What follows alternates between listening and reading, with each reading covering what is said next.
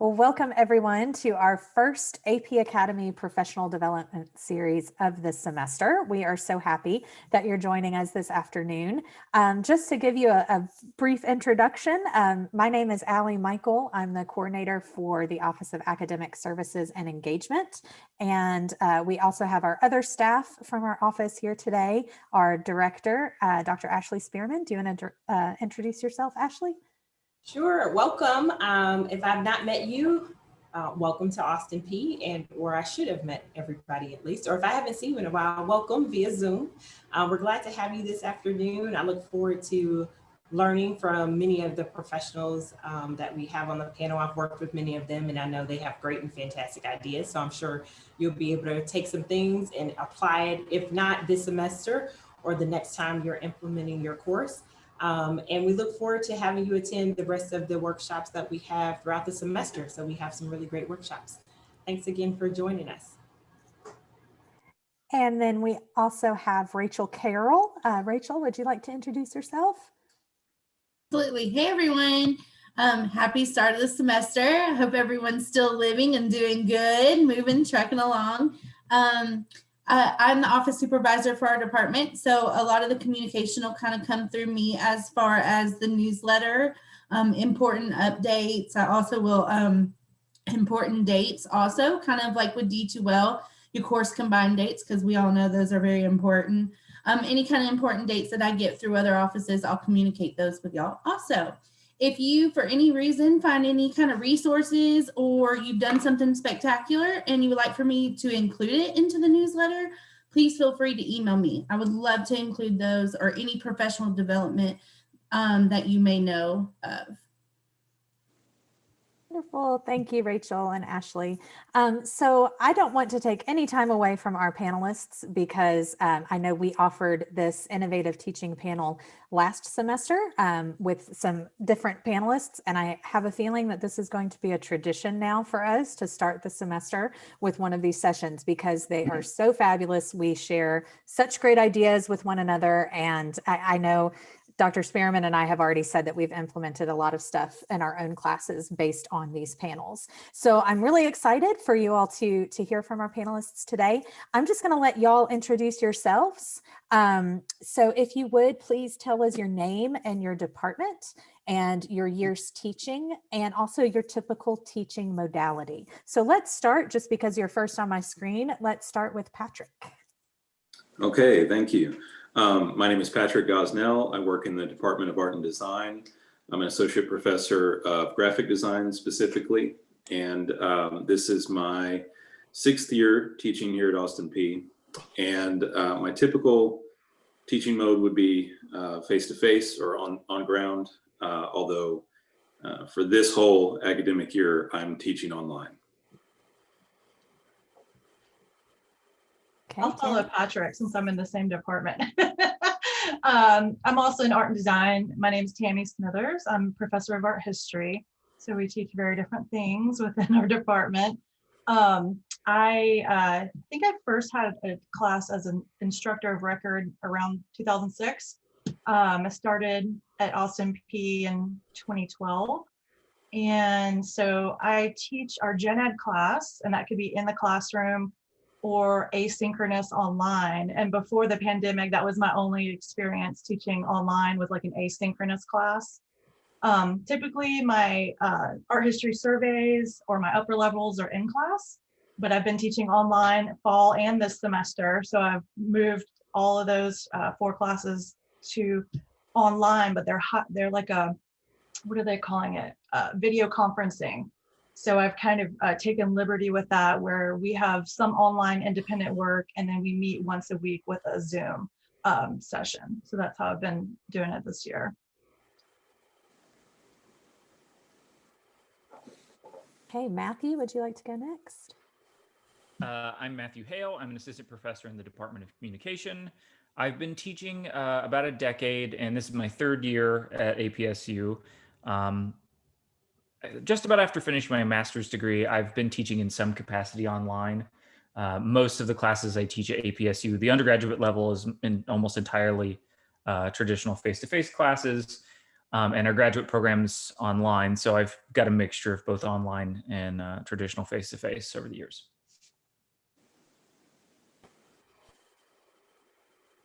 I think I'm the last one remaining. Like Dr. Hale, I'm Kakali Chakrabarti. I'm also from the Department of Communication, assistant professor. I just completed my third year in the department. I primarily teach public speaking, and also I'm the public speaking coordinator. This semester I'm teaching an upper division mass communication research methods class. I have been teaching undergraduates since 2013 when I started my PhD. Before then, I was a grade school teacher for a couple of years. And then I've been doing online and on-ground training of professionals. And they can be like teachers, teacher educators, researchers, school coordinators. Have done training for a variety of professionals for about 4 or 5 years before I moved to US. In Austin Peay, before the pandemic started, I had only taught on ground, and that's what I had always liked. But ever since pandemic started, I have a middle schooler at home, so he's virtual. I'm teaching all virtual, all since for the last 1 year almost. That's me. All right. Well, thank you all. So I'm just going to start it off. I'm going to ask a question to all of our panelists, and just to kind of get the ball rolling. So what are some successful techniques that you have used to engage students in your classes? So whoever would like to start. I can start. Okay, go for it. So in on-ground classes, I'll start with on-ground classes. I used to do a lot of activities, I would say, and I used to teach 2 sections, Monday, Wednesday, Friday, and 1 section Tuesday, Thursday. So I had enough time. So I would always start a new concept or a new chapter, or I would say new concept with an activity. And that activity would be, sometimes they were silly, sometimes apparently they seemed very disconnected from the concepts. And then I would leave some time at the end for debriefing. And then I would give them questions, as in, how do you think this connects with what we were discussing in communication? And one of the activity that I'll share that my students liked so much that they requested we do it once again in class. So that was, I called it starting from the beginning. So it was a storytelling. It's a collective storytelling where I give them the end of a story, or where the story must end, and the class must begin the story. That logically has to end in the sentence that I gave them. And I always gave them the same sentence, and she started crying was the last sentence. And they would start a story, and you would be amazed every time I have done this, every semester with every different section, the stories went all different directions it can go. So most of the time they were sad stories, because obviously at the end she started crying, but a couple of times it was like as silly as it can be. A girl went to a grocery store and she was looking for some frozen something, and the fridge fell over on her, and a cute looking guy came for her rescue, and it ended in a kind of a love story, and she cried because she was happy. She found the Mr. Right for him. So these kind of stories. And then the lesson was usually diverse perspectives, always think ahead, think where you want to end your message, and do audience analysis, and not just, and in communication model, we have something feedback and feed forward. So every student except the first and last student is getting a feedback, and the student has to feed it forward. So how do you get the feedback? How do you incorporate it in your message immediately? Because they couldn't think for more than 10 seconds. So how do you feed it? How do you take the feedback, incorporate in your message, and feed it forward? And that's something that has been pretty successful in an on-ground class. I obviously couldn't have done it in an online class, but this was pretty funny that the students wanted to do another time. That sounds great. I'll share some of the things I've done. One of the, so in art history, it is very lecture heavy because there's so much information that I have to relay. But I always integrate at least a third of my class into what I call an at-home model. So the students either have to do a reading, go to a museum website and look at some artwork, watch a video. It would be some kind of at-home assignment. And I've found that if they have to do homework on it, like it could be a written summary or a D2L discussion, that it makes them accountable. And when they show up to class, they'll have it due the night before or 10 minutes before class is due on D2L, depending on if it's a written summary or D2L discussion. It's really fresh and they just did it. And then we come into class and, a cold discussion never works. So I always have them either pair up or put them in small groups where they can warm up and talk about it. And I did this on Zoom as well, where I put them in the breakout sessions. And when they're doing this, I try not to hover and make them nervous. And so I'm kind of like letting them talk and I'm not guiding it in any sort of way. Then I'll open it up to the larger class. And most of them have already participated, except those really quiet students who may never participate. Oh, you try to get them to talk. They tend to open up more in the smaller groups. Like if you put them in a pair, they have to talk in a way to their partner. But then I open it up to the larger class and they're already ready to share. Like they either had an idea why they were talking or they've realized they said something that they want to share to the larger class or they want me to hear. So I really usually have really engaging and lively discussions that way. If you're short on time and you can't have all the groups, you kind of want to guide it a little more. I'll have the groups do a little bit of open discussion based on the questions that I feed them. And let's say I had 4 questions and 4 groups. I give each group a question and I'm like, you guys are going to review this for the rest of the class. And so they have a specific thing that they need to share. And I found that has worked really well. Again, both in person on ground and then in the hybrid, the conferencing that I'm using on Zoom. So that's worked really well for me. Giving them something concrete, if it's spur of the moment, like if they did not have homework, you can't expect them to talk about the textbook reading that you had them read if they didn't have homework on it. So giving them something concrete, like I would put 2 images up and have them talk about them because it's there for them and they can do it on the spot.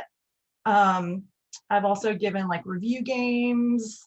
So I try to keep the participation interesting and they never know like how exactly I'm going to do it because I do it differently every time. So I have a formula, but they never know how I'm going to actually unfold it. And low stakes group work tends to work well too. Like this semester, I gave them, they had to come up with some review questions for these discussions in advance. And it's only 25 points out of 1,000. So they shouldn't stress out too much. But I wanted to give that to them to create a sense of community since we're online right now. So I'll see how that works on Thursday and let you know. But that's kind of how I've been working with participation. Yeah, that's great, Tammy. I'll kind of follow up on that. Those are some great ideas. I'll just mention 2 things real quick that are more focused on teaching online, since that's kind of the environment a lot of us are in at the moment. I know probably many professors do some variation on this, but I'll talk specifically how I do it. When I moved my classes online last year, I knew that one of the biggest issues was going to be, whereas we think of student engagement in the classroom as they're actually speaking and participating, online, I knew it was going to be that they're probably going to struggle with organization. And that might be a stumbling block to even showing up, let alone participating. So I wanted to put together something I call the weekly roadmap, basically breaking down all of my classes into week-long modules, and then putting together a specifically, detailed roadmap so they could use it like a checklist to make sure they didn't lose track of anything. And the way that I did it specifically was I designed it as an interactive PDF, and I would break it into categories. It would say which videos they had to watch, the readings that they had to do for that week, and then any specific assignments that they either had to start or turn in. And by doing it as an interactive PDF and posting it to D2L so they could download it, I was able to create, URL links directly. So like the article that they needed to read, they could just click on the weekly roadmap. They didn't have to go somewhere else to find the article.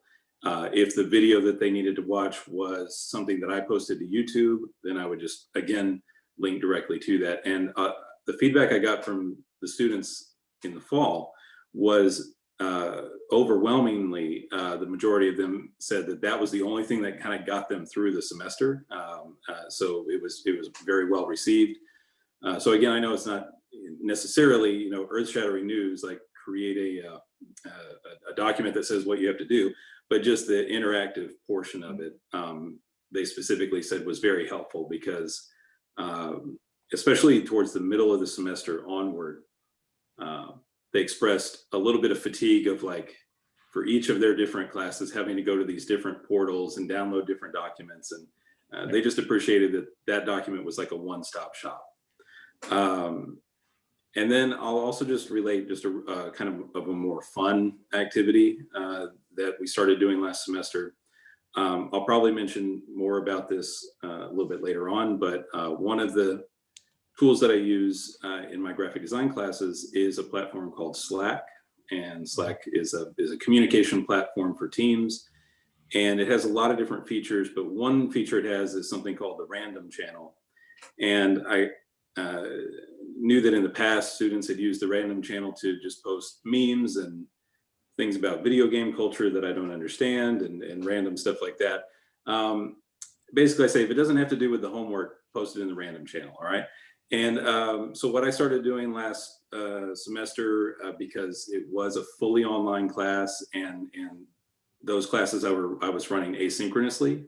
So I was very concerned about connection between the students and myself and having a back and forth with it being asynchronous.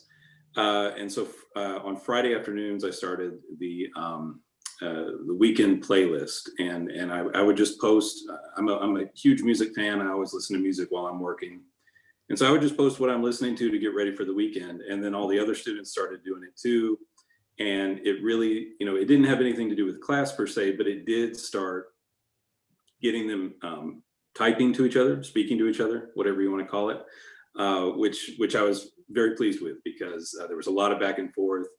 And I think even some students, like Dr. Smithers was saying, there, we always have those couple students that we know are never going to say anything, no matter how many points it's worth. But even those students were participating in that, and that kind of got the ball rolling a little bit. I can say a few things about what I've been doing this semester. I've kind of turned into a YouTuber for the most part this semester. I feel like my job's kind of become that. So on the first of every week, usually through the weekend, I record video lectures, usually with a lot of very Photoshop heavy with animations and things and a voiceover. Sometimes I appear on camera, but most of the time it's sweatpants and I don't want to appear on camera in sweatpants. So I post those video lectures on YouTube, and then most of my students will interact. Sometimes they'll email me if they don't want to say something publicly in a digital public like YouTube, but oftentimes they'll leave comments or share things with me in that space. And then I've also been doing something that I've never done before that I think I'm going to continue, which is I have assignment instructions from the very first day of class. All of my assignments are listed out in like a traditional text-based format. So you could go read that and download that. But I also will record videos that kind of either perform what, so for instance, I think it's clear in an example, students had to do a tour of an object that they felt was pop culture and do like a critical history, treat it as if it's an art object and they were making a catalog entry for this object. So they made a little video essay and posted it, and we shared and looked at one another's objects that they had and why they purchased it, what it meant to them, what was its significance, and that sort of thing. So having video instructions has been interesting and very useful. Also recording those separately from your lectures, because if you record a lecture for the spring and then you say the due date is September, and then the next semester, if you want to reuse that video, it's no longer relevant. So making it evergreen has been a mistake I've learned and gotten better at. And then also having students submit video essays, that's been something that I've really, I think students have enjoyed it. They didn't say they hated it so minimally. I think several of them liked it. And then I also think it made them commiserate with me to realize how much work me and all of the faculty they have this semester are doing in terms of trying to educate them in a new way. So those are the kind of main structures I have this semester. A lot of video essays in lectures. Okay, that's some really good stuff. I wrote down several things, so thank you. So a second question, and some of you have already alluded to this with YouTube and Slack and a few others, but are there other technology tools that you use or that you recommend to help with student engagement and success?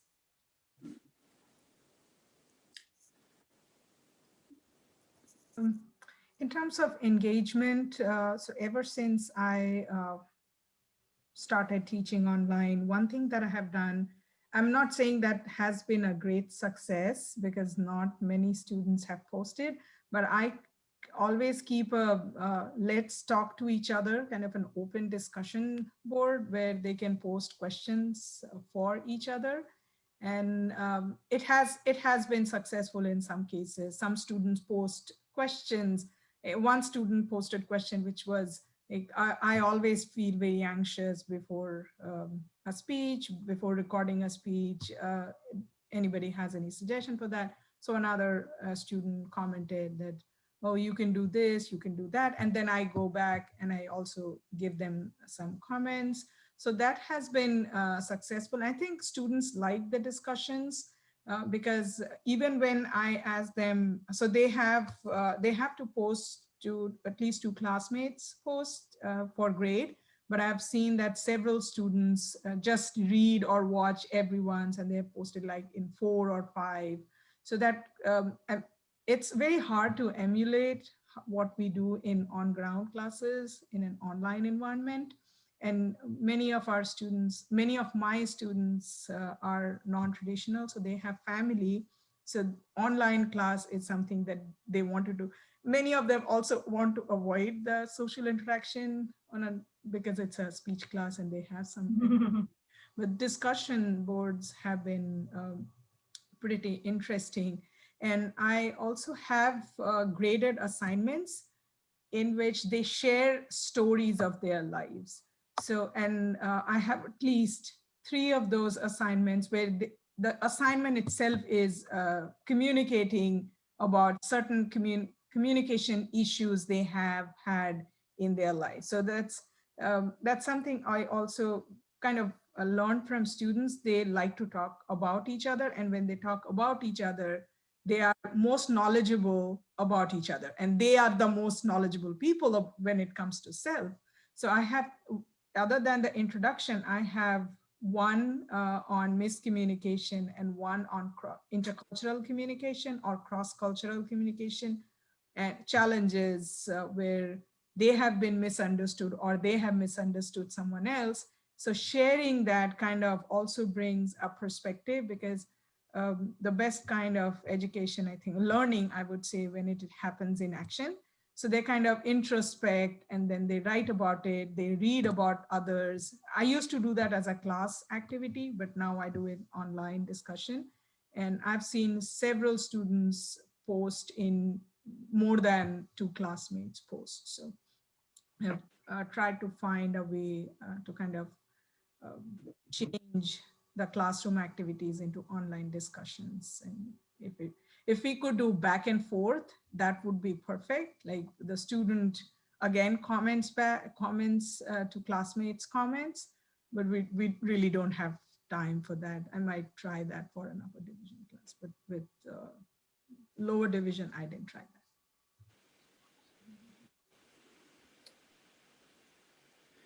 Yeah, I'll just jump in here. There's two main technologies that I use on a frequent basis, and I was using these actually before pivoting to online, and have just continued to use them and sort of ratcheted up how much I use them. The first I already mentioned is Slack, and for any sort of class where students are either producing creative work or collaborative work, I find that this can be a really great way to handle critiques, whether it's process critiques or final critiques of the work, and especially to engage on a peer-to-peer level, because they're used to these social media platforms. They understand that you can comment directly on a file and start a thread, and even post memes and animated GIFs if you want to. So that format, more so than the clunkier format of D2L file handling, is how I've been recommending that the students critique each other's work. Or sometimes I do collaborative group projects and they're able to communicate faster on a back and forth rhythm with each other about producing that work. It handles any file type, so whether it's video, audio, image-based, whatever, it's super easy to upload and view those files right there in the main feed. I don't use it for grading or anything super critical related to the university. I stick with the D2L gradebook and all that for handling the back end. But just with this interactive component and the logging of the feedback comments, Slack has proved to be a really easy tool. It is free to use. You just create an account. I create a new Slack team for every class that I teach, and then we use it to critique each other's work. And then the other technology I use it's called Loom, Loom, and it is a video recording feedback software, and actually it is free for educators to use. So if you're interested in exploring that, it's normally a paid product, but for educators, especially when the pandemic started, they decided to make it free for anyone who works at a university or a school. The cool thing about that is students can also create a free account, and the way I use it is oftentimes when I'm giving feedback on their work, it's a lot of, in person, it's easy to just point at the screen and say, oh, move this headline over here, or let's change the color scheme. It's really difficult to type out because, I know everybody teaches different subjects, but if you're trying to say, you should move forward with the concept that's in the second column, second down from the top, like that kind of feedback, no one ever wants to type that out. So with Loom, you can just record your screen, record your audio. You can be on the screen or not, and mark up the screen if you need to circle something or draw a big arrow to something. And it just real quickly, records that video and provides you a link to share it. So you can post that to D2L, post it to Slack, send it in an email, however you want to deliver that information. And so students have loved that because they can go back and watch it again if it's really detailed information. And like I said, they can create accounts as well. And I have had some students, I haven't required this as their professor, but I have had students use it as a way to present their work. So if you had to give a speech or a performance or present a project that you've created, theoretically, students could use this to record their presentation, and it makes it very easy to share that file.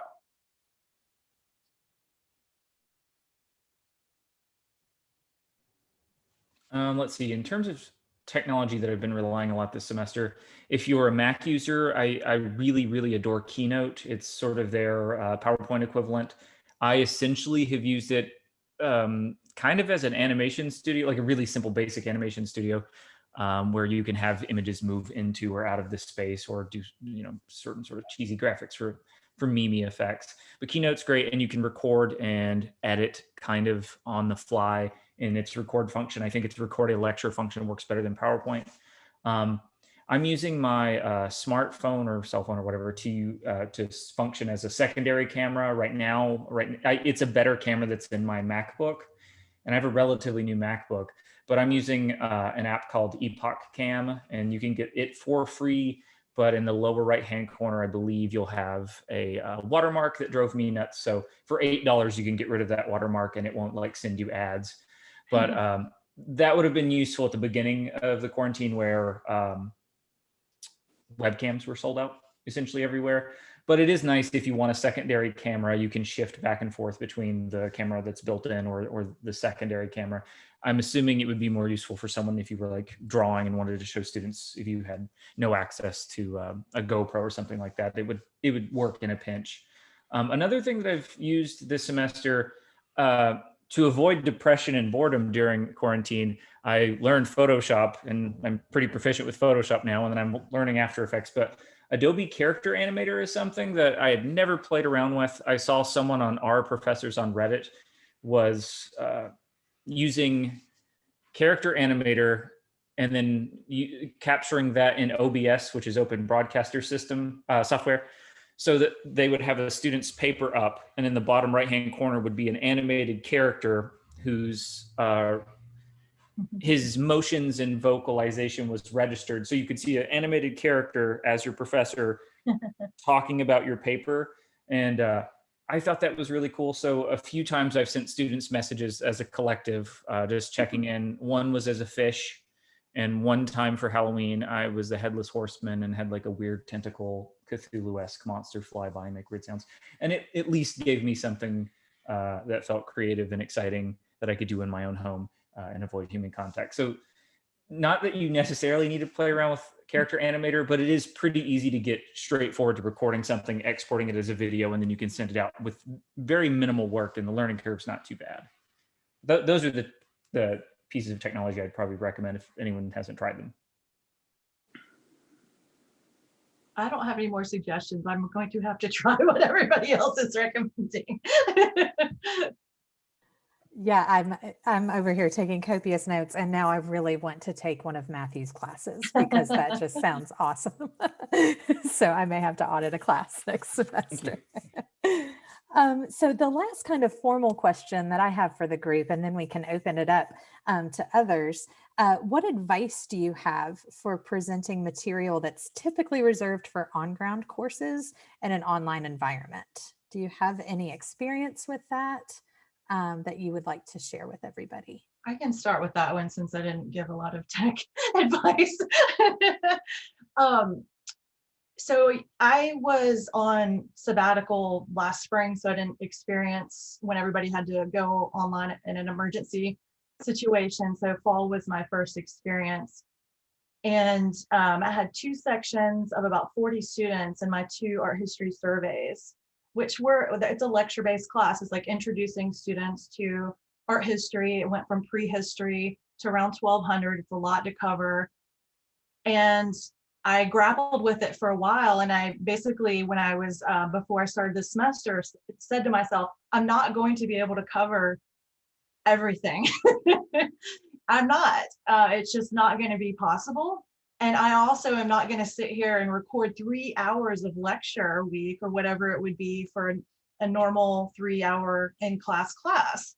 So I gave that up and I let that go. And instead of lecturing for 3 hours a week, well, normally we would have some discussion in our classes. But instead of lecturing for a little over 2 hours a week, which would probably be my in-class average, I set up a module on D2L.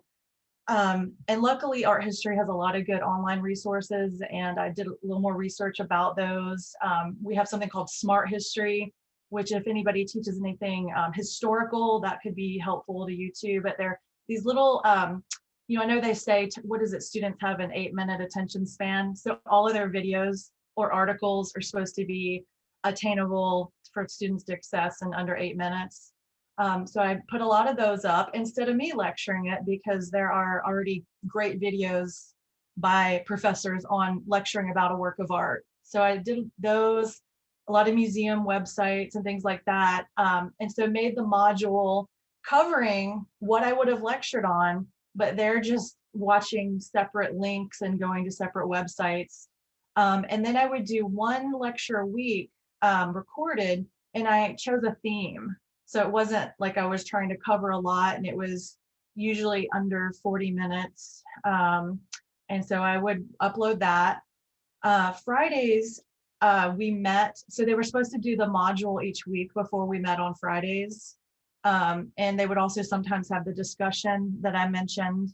And I never had done a lot of D2L discussion before. They loved first person. So like, what was it like to live in ancient Rome versus ancient Pompeii? And I had them read, like go through and do some virtual tours and do some readings, and like, would you live in an apartment or would you live in a domus? And they had to learn about it and then talk about where they would want to live and what painting style they would want to decorate. So I found that really helpful.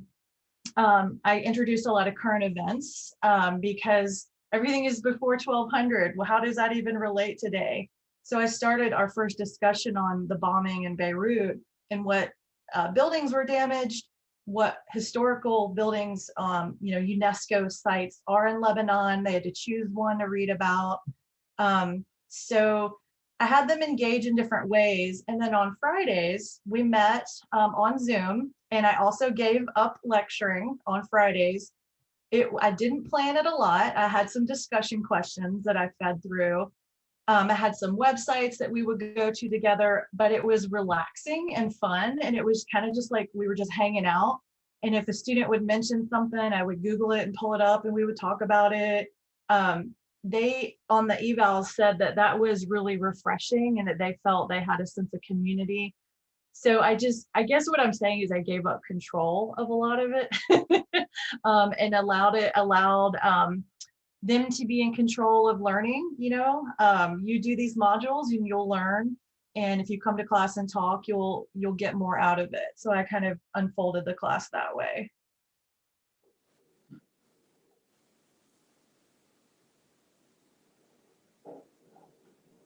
Great. Others want to chime in? I can share something. Sure. One thing that I have been doing ever since we moved online is what in research we would call triangulation. So using multiple methods to communicate with students. So for every, not the assignment description, I have all the assignment descriptions at the beginning of the semester, so that students can, and I have a very clear schedule so that students can follow if they, and I let them know earlier on that if you have to submit an assignment beforehand because you have something planned, like you have a wedding or students, if you are a military student, you have to be somewhere else, then you can plan that and I can open that discussion. I can open that assignment for you. But what I mean by triangulation is for every assignment, there is an assignment announcement in D2L and as an announcement, but I also send them direct emails not through D2L, but through their Outlook. So I just use the summary class list and I email them directly on their Outlook.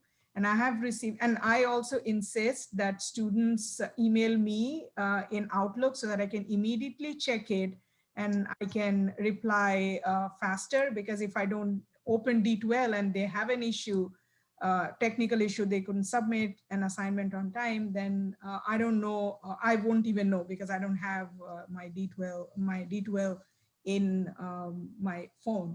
So just in terms of accessibility and also being proactive, I just had one student submit an assignment yesterday, which is due on Sunday. And just because I was a little suspicious, submitting an assignment 5 days early. So I opened it and I saw that she hasn't understood many of the concepts. So I sent her an email that since you still have almost 6 days time, these are the points I found in, these are the issues with your writing, resubmit, and I'll grade the new one. And if and I have not, this is a kind of a proactiveness, but I have done that after an assignment as well. If I thought that student really didn't get it, then I just give them a free ride. If you had submitted the initial assignment on time, then if you resubmit, then I'll not take any points off. So that has been kind of, that reduces the anxiety of the student that they only have one chance to do it, because I want them to learn, and not just by completing assignment, but also understanding the concepts and doing it to their best ability. So that triangulation, constant, and I make an announcement at the beginning of the week and also a reminder on Friday. That has also helped the students know when they have it, and then that they kind of a reminder on Friday that they have to finish it by Sunday. I'm a generally hyper-organized person, but the online, both dealing with online and living through economic decline and COVID and everything that's going on, I find that I'm relying or being more annoying with announcements than I normally would in an IRL class. So I will usually drop a video lecture on Monday at 5 a.m. or 6 a.m., whatever. I get up early and go to the gym or exercise here at the house, and I'll send that out very first thing. And then assignments for me are always due on Sundays at 11:59 p.m. And we have a very regimented structure. There's a lecture on one day, there's stuff that we do in the in-between time, and then the due dates, regardless of what week, if there is a thing due, it'll be listed on the syllabus. There will be a reminder from me, and then it is always going to be the same day of the week in the same time. That's helped a little bit, but I do find that I pester them more frequently with announcements than I used to, and doing that more frequently has led to less texts. I have anxiety about phone calls. I'm a millennial, and I think that has a lot to do with it. And also, I just have anxiety generally. So when anyone calls me or cold calls me, students do that. Not a huge fan. The texting has been reduced because of the announcements. And then this semester, I'm trying.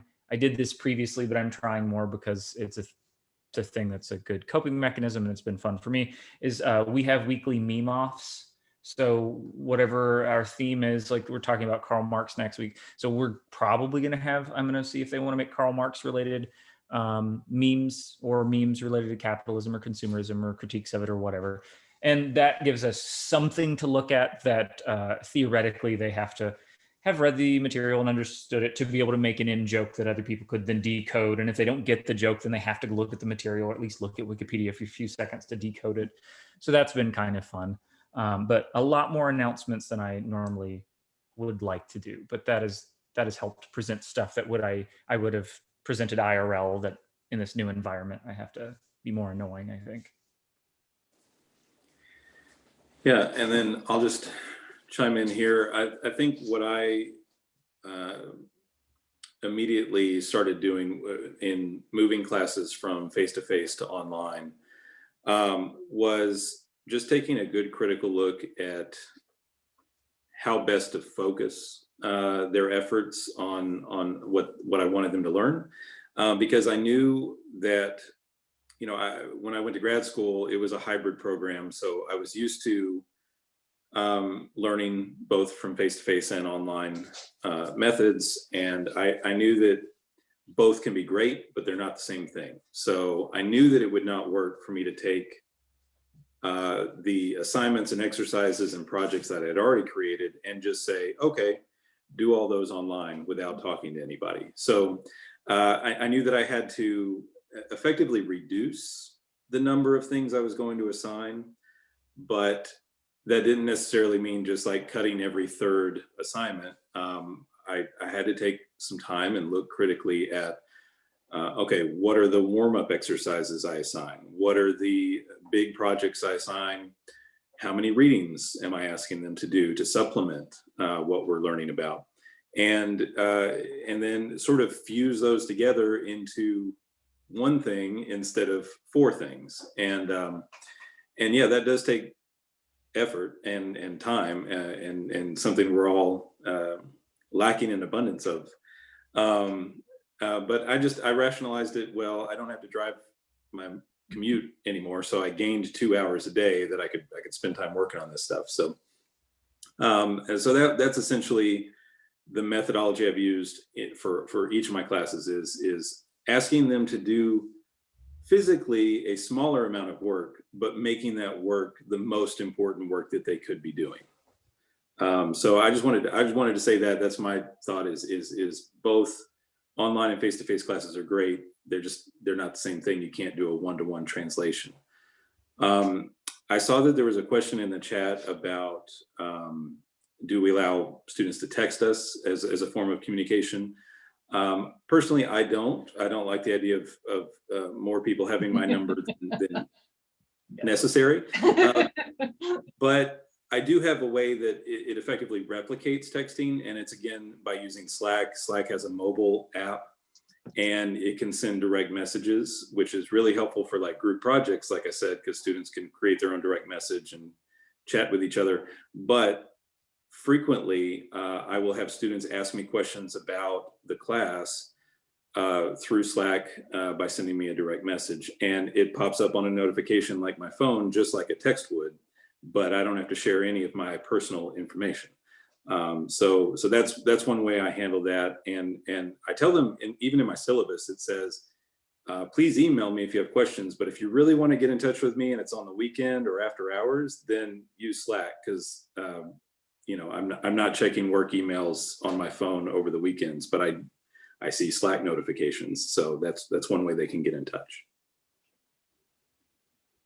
Yeah, I have a little more boundaries than that. And I didn't have it until recently. I shut my Outlook down in the evening and don't open it and back up until the next morning. And I shut it down on the weekends, and I don't do it. So I tell students if they have questions, it needs to be business hours. But I do guarantee I will answer within 24 hours in that time period, and I have it open all day while I'm working. I know somebody already mentioned this. I don't get on D2L every day necessarily, even if I'm teaching on all 4 classes online. So I really make a really big point, especially with my intro to art classes. I mean, I can have 100 or 200 students a semester. Don't message me on D2L. It's not going to get to me. So I make sure they have that email front and center. I make D2L news announcements, like reminding them, because it will go unnoticed. But I think Slack is a great idea, especially for smaller classes. I'm worried about my boundaries of checking it all the time. But yeah. Okay, these are some really great ideas. Thank you. I've been making tons of notes over here. So let's open it up to everyone. Does anyone have a question for the panelists, or have they said something that kind of inspired something within you, or is there something else you'd like to share with the group? Feel free to unmute.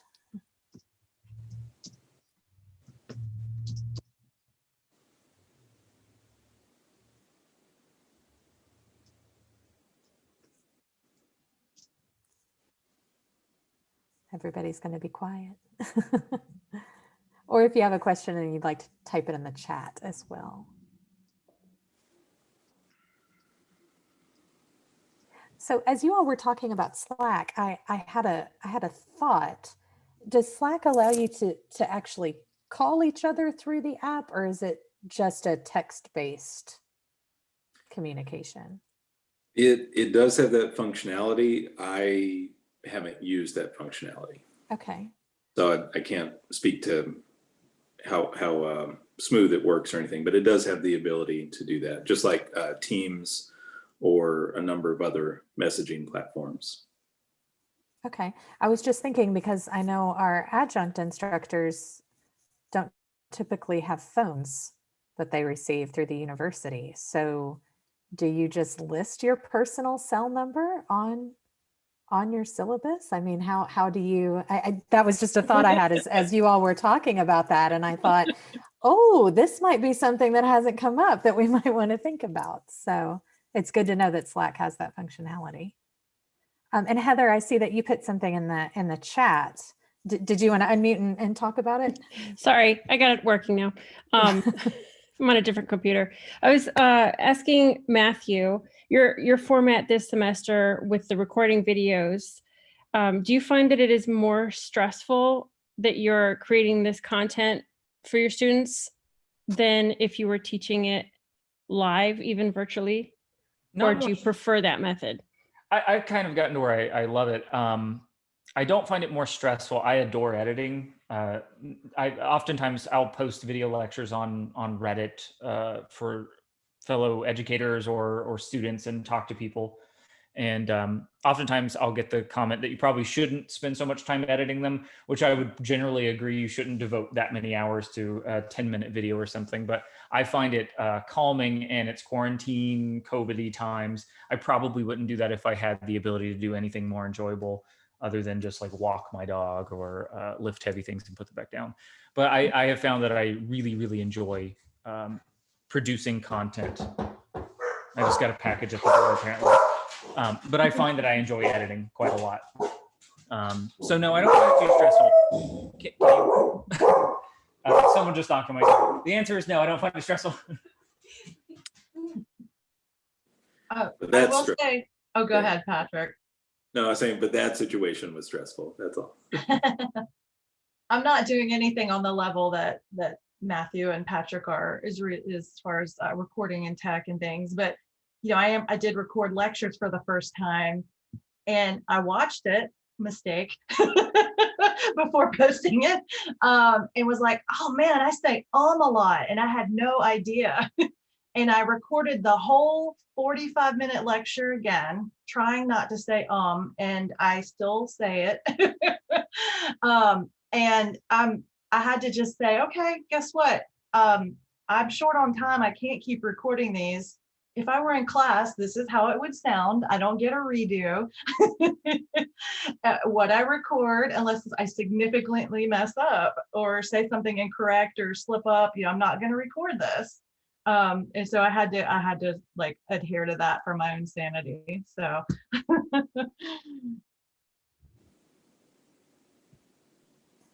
Great. Other questions? Yeah, Kristen. Thank you guys for this great information. I had a student last semester as we started to go online who expressed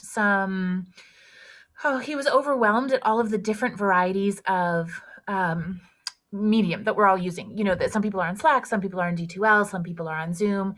And he's a super organized student, but he just said, and I think he was compiling information from other students as well, that he was having trouble kind of keeping track of things. Have you guys received any of that information? Because you talk about all of these really great resources, and on the one hand, I want to use them, and on the other hand, I don't want to overwhelm the students if they're already struggling in that direction. Or do you think it's gotten easier this semester? I'll jump in on that question real quick, because I'm probably guilty of in the Department of Art and Design being sort of the Slack prophet. I'm the one who started using it first and have subsequently duped my colleagues into using it as well because it's so awesome. I would say that I get platform fatigue, and that the students could certainly get confused, especially like a freshman or sophomore student who's taking a lot of gen ed classes in many different departments. But here's what I would suggest. If you find a platform that for your particular subject matter makes a lot of sense, you know, Slack may not make sense for every department on campus. It happens to make sense for art and design because it handles all the visual media so well.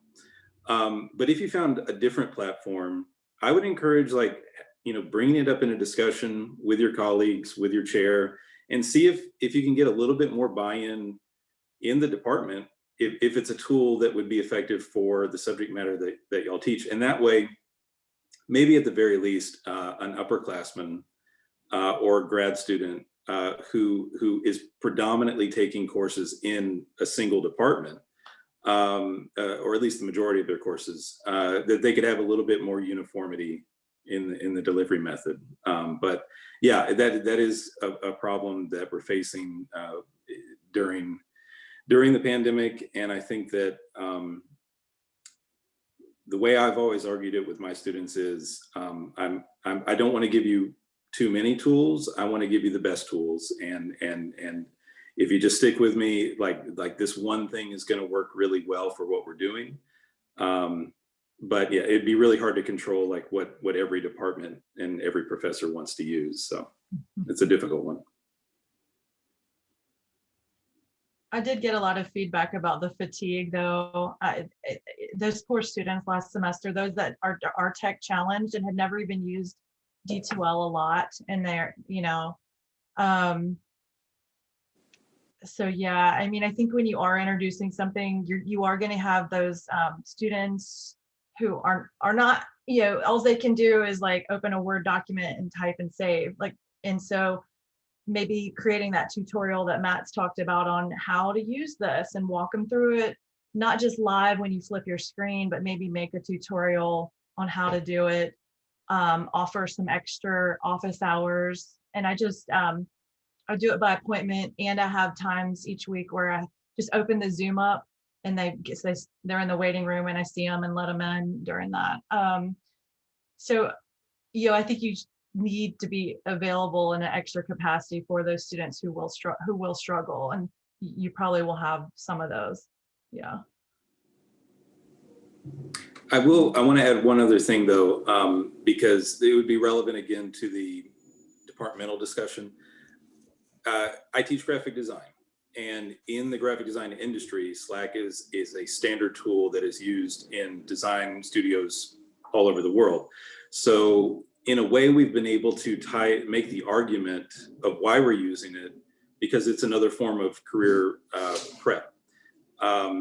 So I would say that, again, if it turns into a departmental discussion or even a cohort within a department, maybe take a look at the tools that are specific to your industry and try to go with that one, because then it's just funneling them towards what they'll eventually be using upon graduation.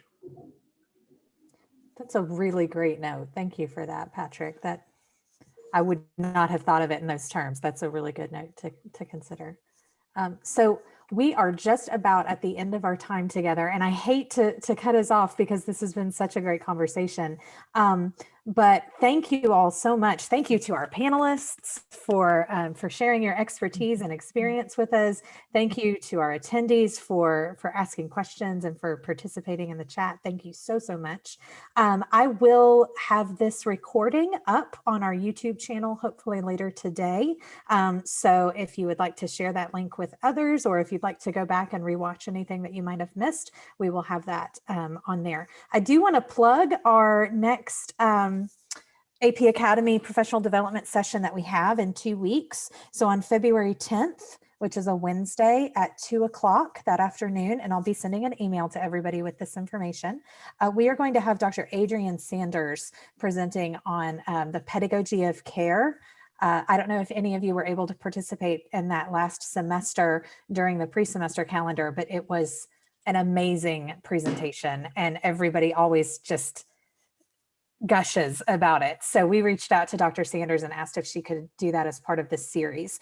So we'll have that on February 10th at 2 o'clock. And like I said, our office will send out that information in the next week so that you can have the Zoom information. But if you want to go ahead and put a little hold on your calendar at that time, it'll be great. And it looks like, Matthew, did you share your YouTube channel there for everybody? Yeah, I'm trying as best I can in between making video lectures to have video lectures. I've made one was top 10 things you can do for free or nearly free to improve your online teaching. And I'm trying to do one on Keynote this week if I have time. And then after that, I'm going to do something on the Epocam thing. So every other week I'm trying to do that stuff. Awesome. Thank you so much for sharing that. I actually just clicked on that. We might need to include that in a future newsletter, Rachel. So, well, all right. Thank you so much, everyone. I know we probably have other Zoom meetings that we've got to hop onto. So thank you for joining us, and have a wonderful rest of the day. Thank you. Thank you. You. Thank you.